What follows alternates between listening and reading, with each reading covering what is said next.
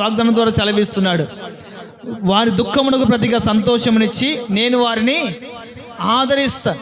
పరిశుద్ధాత్మ దేవుడు ఎల్లప్పుడూ మిమ్మల్ని ఆదరించడానికి ఆయన మనతోనే ఉన్నారు. యేసుక్రీస్తు ప్రభువు వారు ఉన్నంత వరకు ఆదరించవచ్చు, కానీ పరిశుద్ధాత్మ దేవుడు ఎల్లప్పుడూ కూడా మనతో కూడా ఉన్నాడు.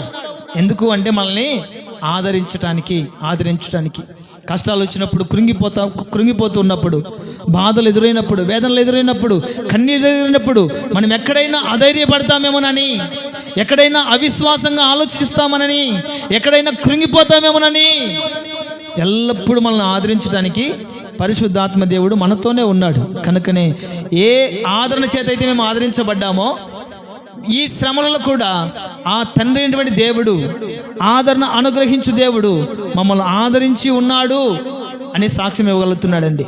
ప్రియమైన వాళ్ళారా, దేవుడు మాత్రమే మనల్ని ఆదరిస్తే మనం ఆదరించబడతాము, కానీ మనుషులు ఎవరు కూడా మనల్ని ఆదరించలేరు, మనల్ని ఓదార్చలేరు, ధైర్యాన్ని నెమ్మదిని మనకు కలిగించలేరు. ఆదరణ అనుగ్రహించు దేవుడే మిమ్మల్ని ఆదరించునుగాక. ఆదరణ కలిగించు దేవుడే మిమ్మల్ని ఆదరించునుగాక. ఈ దేవుడు వాగ్దానం ద్వారా సెలవిస్తాడు, ఒకని తల్లి వాని ఆదరించినట్లుగా నేను మిమ్మల్ని ఆదరిస్తాను. తల్లి ఆదరించినట్లుగా దేవుడు మిమ్మల్ని ఆదరించునుగాక. మీ దుఃఖమునకు ప్రతిగా సంతోషమునిచ్చి దేవుడు మిమ్మల్ని ఆదరించునుగాక. ఆమేన్. హల్లెలూయా. దయచేసి కళ్ళు మూసుకొని తలలు వంచండి. విన్నటువంటి వాక్యాన్ని